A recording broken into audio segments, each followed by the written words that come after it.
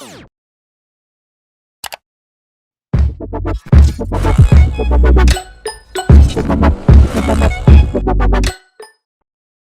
met Ranju when I was like in my 12th.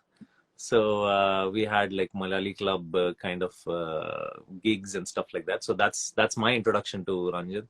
And I think Aalap met Ranjith somewhere else at one of his recordings where Ranjith called him to play bass. And I met Aalap when I was supposed to perform for one of the college cultural competitions, where I was the non-college guy who got Poli ID card, and we performed at Sarang and we won the IIT Sarang competition. So that's how I met Aalap.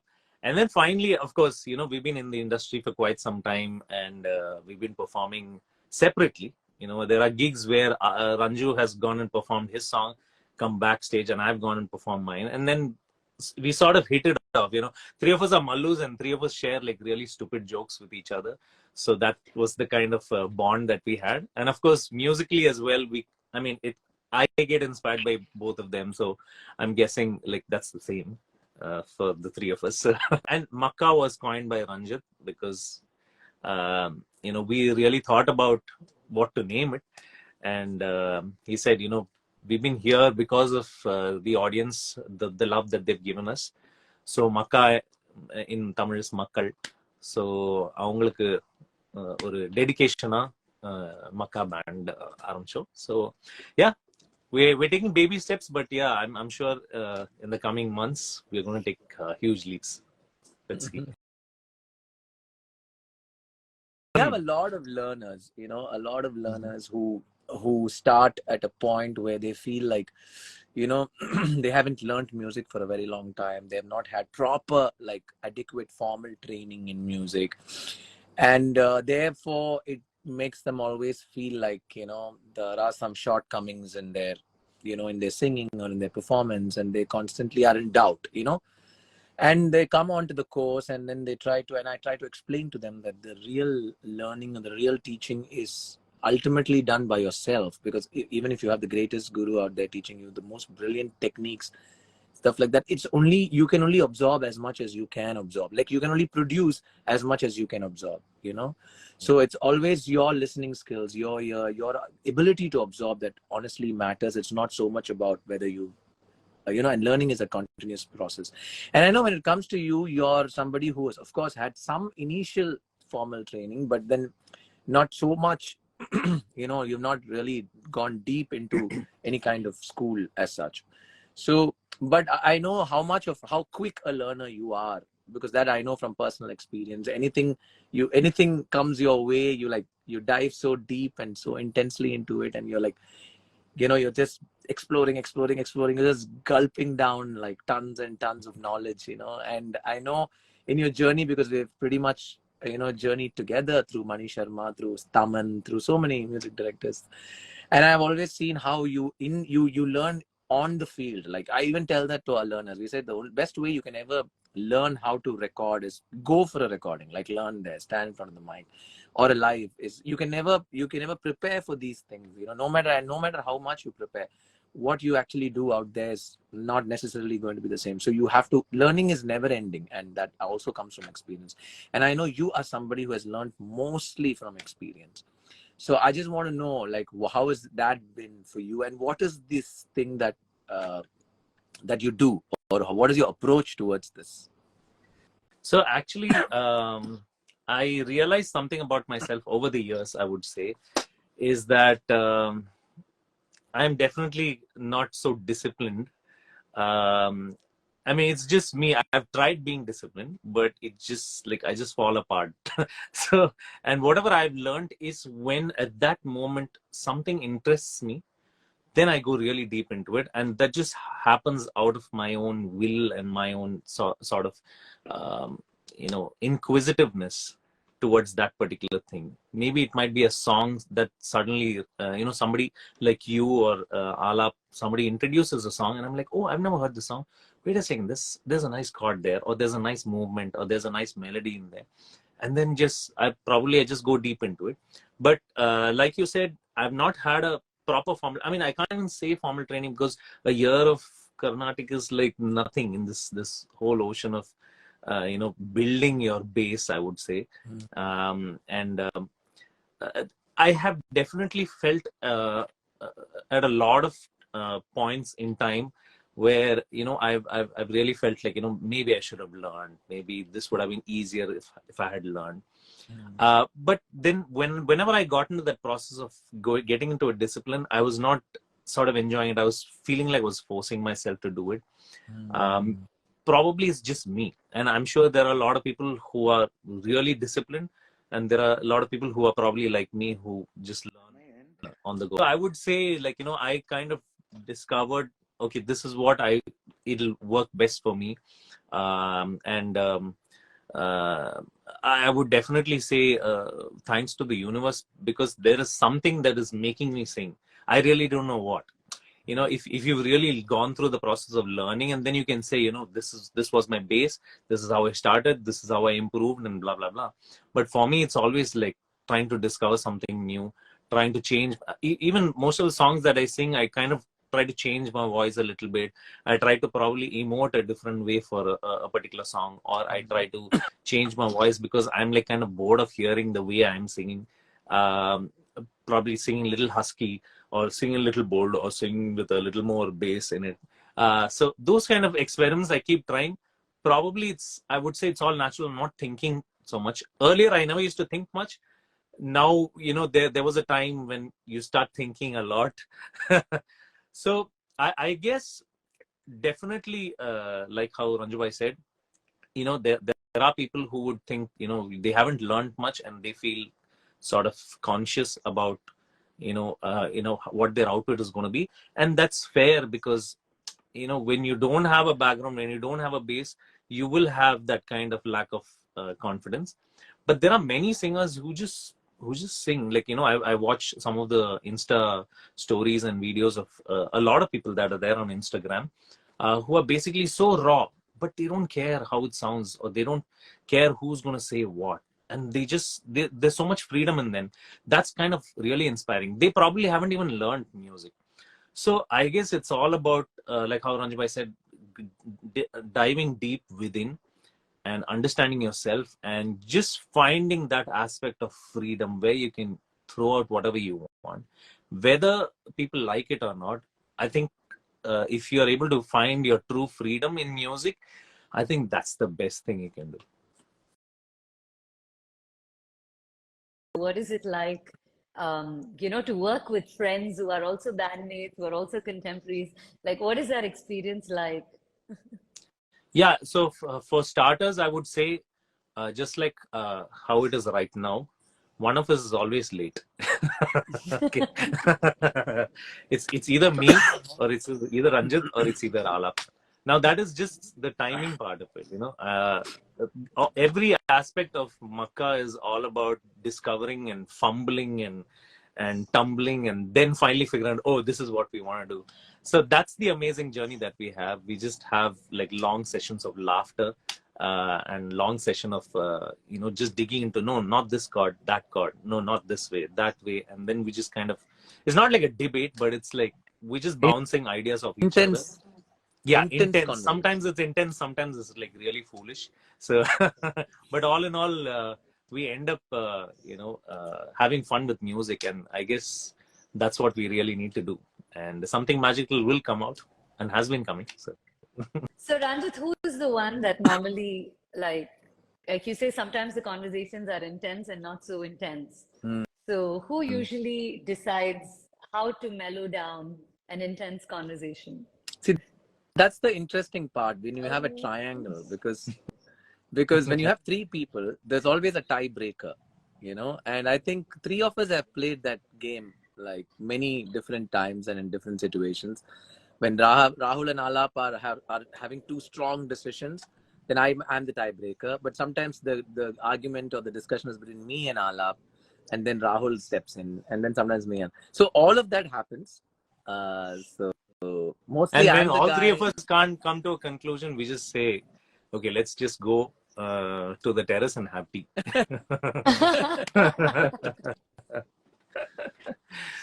So let's watch the sunset and we'll have some tea. That's normally our vibe. You guys just came together. What was the experience like to collaborate? Because in our course, like Ranjit speaks so much to the learners about how collaboration truly enhances the journey for a musician. So, in your own experience, in your own personal experience, what has it been like for the both of you, like coming together? And this is probably, I don't know, I could be wrong. Is this the longest band that you guys have been part of? Yeah, I mean, not like we've had bands. I'm sure Aalap has been part of like a lot of bands because I mean, technically he's a musician, not just a singer, instrumentalist. I mean, so for me personally, I would say I think I love the aspect of collaborating with somebody because I'm innately a person who, how do I put it? I get a little lazy and a little distracted when I'm doing stuff on my own. So I like the idea of like, if my like mojo is down, there's somebody else there say, okay, no, let's do it this way. So then you're back into action. The first aspect I would say is something that is more inward, which is like, as a musician, as a creative person, you kind of are there's a certain level of ego that comes in terms of like an idea that pops in your head. You just suddenly like in love with the idea, and that's when you want to present it to the group, right? So there is this aspect of clinging on to it for dear life, literally. And that kind of broke away slowly. I mean, that's probably the journey that all of us would go through, because whatever creativity that spins in your head, you really are attached to it until you have until you have more freedom.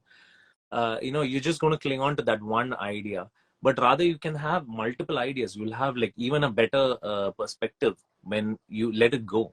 That's something that I learned in this journey of MAKKA. When we kind of had different ideas coming from three people, and how you kind of let go of certain ideas and embrace the other ideas. So that's something that I'm sure in an office setup, in all these environments, people go through the same thing, but that's more that happens regularly. But for us to actually be part of the industry for some time, having tried to create our own niche, and then come together, this was a kind of a journey that was very different for me as well, but I'm loving it. So I feel like collaborating and like at least seeing a lot of musicians come together and put something up together. I think there are challenges to it because end of the day, they're all human relationships. There are challenges to it. But at the same time, I feel like the pluses can be like a very rewarding and a very gratifying experience. Am I right in saying that? Oh yeah, Ranju bhai? Your turn. absolutely.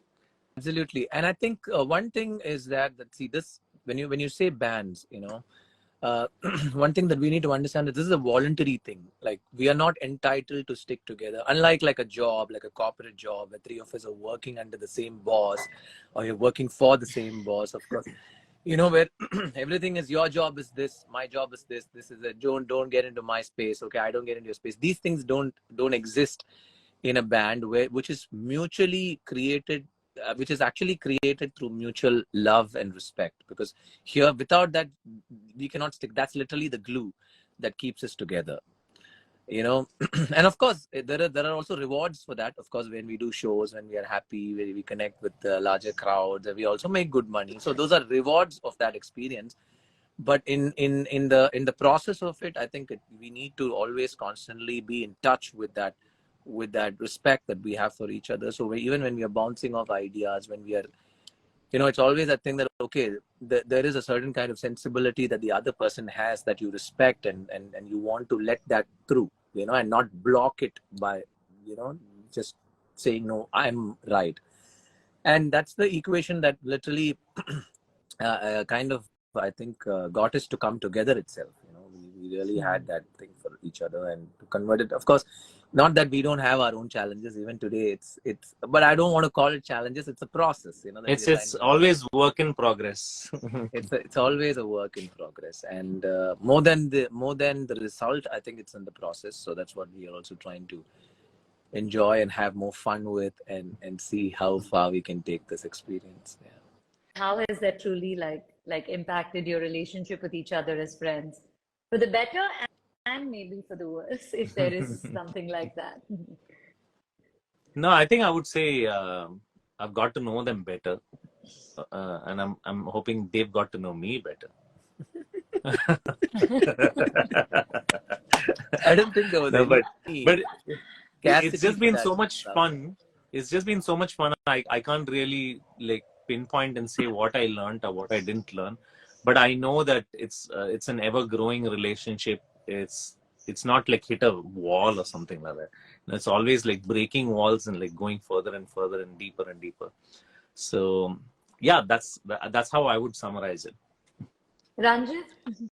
So I think the friendship is always the one thing that we fall back on, because like Rahul rightly said, we're all professional musicians. We have our own little baggage, if you want to call it that, with regard to how we have been looking at music, how we have been perceiving, the things that have happened to us in our journey. So we walk around with that, and there are times that sometimes we hit those kind of places where we are like, okay, now what to do? Like each one's ideas are like too important to us, and then when you lay your hands on like, Masha, let's try this. And when we fall back on that friendship, then that at that moment we just let go. We're like, okay, fine. We always fall back on that friendship and that little ability to like reach out beyond the fact that we're just professional musicians. That friendship is what helps us make that happen. So yeah, I think that it's definitely helped us understand each other better. Yeah. గురువారం మార్చి 1 సాయంత్రం 5:40 తొలిసారిగా చూసానే నిన్ను చూస్తూనే ప్రేమ పుట్టి నీ పైనే lens పెట్టి నిదరే పోనందే నా కన్ను రోజంతా నీ మాటే ధ్యాసంతా నీ మీదే అనుకుంటే కనిపిస్తావు నువ్వే మొత్తంగా నా ఫోకస్ నీ వైపే మారేలా ఏం మాయో చేశావే ఓం శాంతి శాంతి అనిపించావే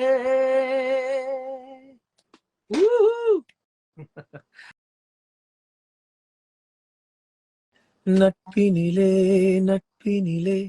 பிரிவு என்பது ஏதுமில்லை என் மனமும் உன் மனமும் பேச வார்த்தைகள் தேவையில்லை உள்ளுக்குள்ளே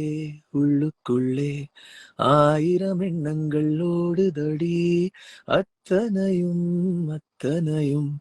உந்தன் பார்வை தேடுதடி எத்தனை நாள் இப்படி நான் வாழ்ந்திருப்பேன் நீயும் இல்லை என்று சொன்னால் எந்த நிழலில் ஓய்வெடுப்பேன்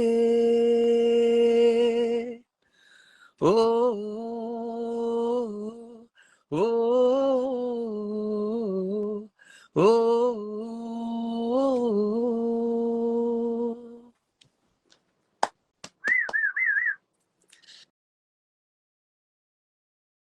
How does it feel to be in an industry sometimes with people who've been training all their lives, and people who've known that they wanted to know this, they wanted to do this, their entire lives?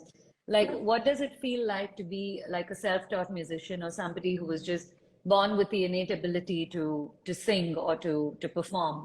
So how does it really tie into your role as a professional sometimes, like an inward process? I mean, over the years, it's just been gratitude to whoever or whatever has given me this, because literally, if I look at the amount of effort that I've put to reach where I am, I wouldn't, like, if I'm a third person looking at myself, I would say, hey, this is not what the universe should have given you, but it's given you. So, but there is one thing for sure in my head, is I'm self-critical. So that's kind of, it kind of brings you back and says, okay, you know what, you have to do this, you have to do this, you have to learn this properly, or you have to get this note right, or even the aspect of inquisitive is again my mind saying, okay, let me learn, let me figure this out. But it's that moment really takes me deep within. So in terms of your question, I would say I'm just thankful to the universe. That's all I can say. And there were points in my life where I thought music is not what I should be doing, and that's how I did my M.Com, MBA, and all of these things. But during that journey, I used to keep checking on what's happening in music. So I did see a lot of singers who were amazingly talented, who've learned a lot, but could not survive in the industry because they were not getting enough money to survive on music. Survival is also important, right?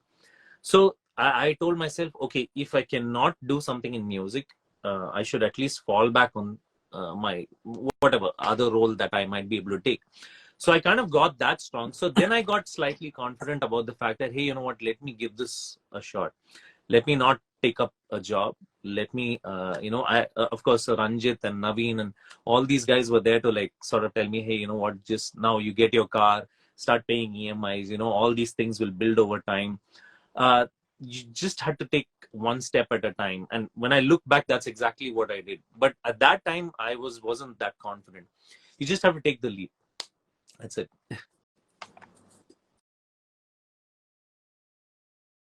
Seeing you playing with so many bands, you just performed with Sean Roldan and Friends. You are part of the Friends. You've been performing for Isha, like I think 3 consecutive years, if I'm not wrong. Yeah. You've been performing with so many other bands. Like, what is it like? Because I think of the three of you, you've been performing more with other bands. So, what is that experience like? So the collaborative thing comes from the nature of the instrument that I play, that I guess. It's not just because I'm a bass player, since when you are an instrumentalist and then you're open to collaborating with other artists, I think to me, I really like that because there's lots to learn, lots to explore. And I've been blessed to be part of a lot of quality bands. And off late, I've been performing a lot with Sean Rodden. See, there I not strictly, predominantly I play bass guitar. Not much of singing there. So it's a very different role that I play. Like even yesterday at Yuvan's gig, it was more like, I was leading the band and playing the bass. Okay, I had chances to sing a couple of great songs, but predominantly the role there was bass player. But when I went for Harris Jairaj live in KL, I was only a singer. I didn't even get the chance to touch the guitar. So I'm really liking that variety, quite honestly. And there are lots, and every gig there is something that I'm learning. I had so much to learn last night. It's not like it's not a cliche that I'm putting across, but it's truly that, because I love exploring. I love to learn little things that we might think, okay, I know this. It's certainly not that, because every gig is so new, and it's so nice that you play the same song 100 times, but doesn't matter. Every time it's different, and there's so much to learn from each gig. So in that sense, the collaborative thing that I've been having ever since I became a professional musician, I'm absolutely loving it.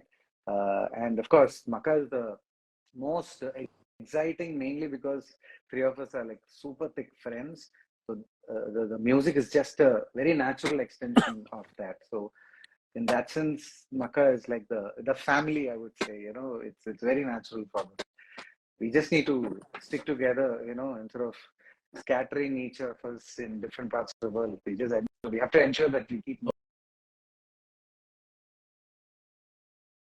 Aalap also comes from a place like he doesn't. If you ask him who is your guru, he doesn't have one name. He says, of course, I'm self-taught. Of course, he's literally picked and like he's literally handpicked the people that he is who inspire him, and then he's gone there, gone on social media, and he does a lot of research on that level to understand their techniques, to understand their skills, to see how their attitude is, what is the attitude with which they approach this. So he does a lot of R&D, but of course it comes from a place of self-teaching. And again, I'm going back to our learners who come and tell us like, oh, I've never learned music, I have never gone to a proper formal school. And I always tell them that's not true.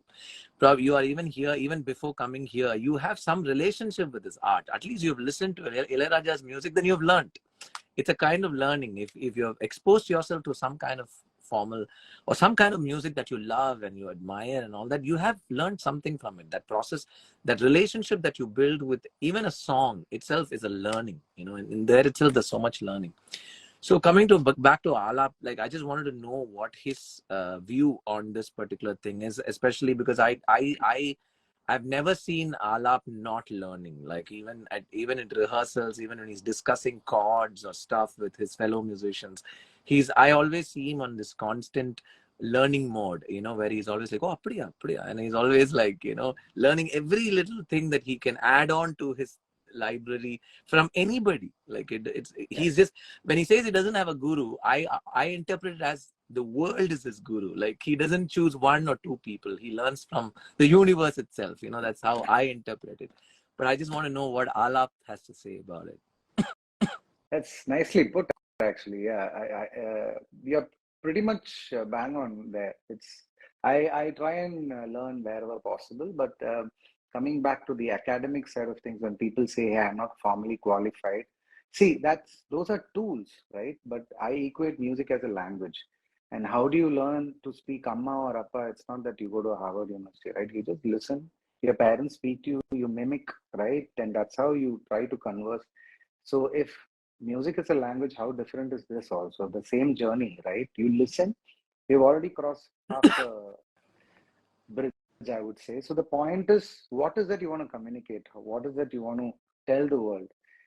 I don't want to tell the world what I see on social media, very honestly, because that's not me. I don't want to go behind a trend to follow because that is working for umpteen reasons. God knows what it is. It could have a marketing plan behind it. It could have a lot of 100 reasons. But the most important thing is honesty. Like you have to say something from here, then you have to be honest. You can't follow somebody else because they're doing it. If that works for them, great, right? You need to actually spend time all by yourself to figure out what is that you want to tell the world musically, right? And choose the tools so that you're aesthetically putting it across. You can cook noodles and put it in a steel plate, but you can put it with chopsticks on a very nice looking bowl. It's two different things, but the content definitely will be consumed. But if you put it across in the platter, so those things are the tools that you probably need to pick and choose, especially in today's day and age. It's not just about having a degree, right? It's about how aesthetically you put things across. So everything is important, but formal training is everything. You go finish 4-year course in Berkeley, you spend crores and come back to India, and you think that you're going to be the most successful musician. I'm sorry, I don't think that's going to happen. But it could be the other way around. In fact, if you put all your research, if you put all your mind in what you want to tell the world musically, again, you need to pick and choose the tools that's going to suit you. Like if you're a singer, figure out what is your range. So that for that you need some technical help. So you need to learn few things for that, right? So those are the academic part, but you need to have an equal balance. So probably 51% of the non-academic, 49% of the academic. I would always put the soul and the heart right in front of the academic. Now I don't want to put the spanner and nut and screw in front of me and then think of what I need to build. No, I want to put a sketch in front of my mind and then accordingly choose the tools that I want to aesthetically put across so that people like it. Again, people liking it or not to me is secondary. If you take account of 100 people, 10 will like it, 90 might not like it, or it could be the other way around. But the beautiful thing you would have learned from that exercise is you were honest, and you will figure out yourself, like over a period of time. Okay, this is what I'm saying. Out of 100, 10 are liking it. I'm good about that. So hopefully you're not result bound. Eventually we are humans, we will give in to that. We will think, okay, I've been doing so much, what has happened? Probably there's a certain gear that you've not pushed in the right direction. You need to just pause every now and then and figure out, are you going the right direction? Be honest, close your eyes, spend some time for yourself, stop all the social media, stop all these views and going behind the counts and the views and the subscribers that you have. No, that my view. How do you guys decide on your next project? What is it that we need to work on next? How does this usually happen? குலுக்கல் முறையில் தேர்ந்தெடுக்கப்படும். Sometimes Kelvi. we meet and then we don't have any No. agenda, and See, then nice, suddenly Rahul, an you said agenda pops sometimes up. we meet. Sorry. No, sometimes we சரியான meet இருக்கு. for something, and then we might just take up an existing song that we haven't finished, but now we are kind of putting kuti deadlines and trying to finish it, because we realize that the three of us get busy in our own individual endeavors. So it's important that we sort of put deadlines. We are also figuring that aspect, how to put ourselves in a project mode. A project will have a start and an end date, right? So, and musically as well, creatively as well, we kind of sort of get into this probably happens to a lot of musicians, is to seek better than what is right now. And it can be better, it can be slightly better, this can be better, that can be better, this just goes on. So again, it's all those dynamics, all those things is what we sort of figure out over time, and we are in the process again. So Yeah. We're always open to collaborations. We love collaborating, especially with our learners. We have a whole bunch of plans in the pipeline. So yes, definitely collaborations. But we encourage all our learners to collaborate first, at least among themselves, and then of course it can always, there's no end to how big it can get. So yes. In fact, so many of them have already started like so many collaborative groups within, the different cities that they are in and across countries.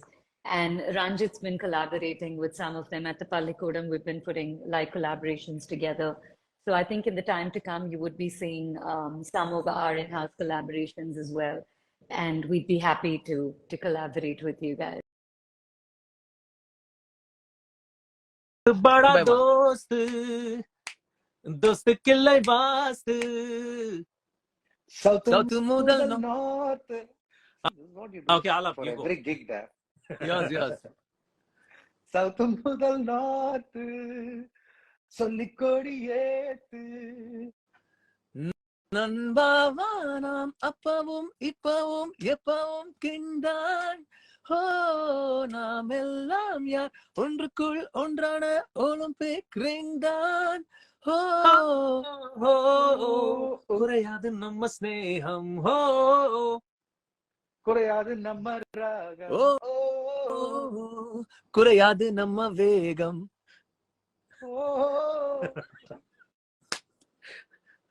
There's a latency, dosts.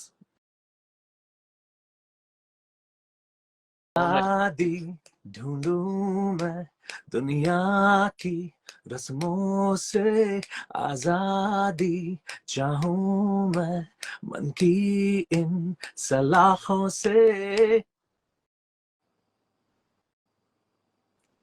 Rahul, Aalap, right?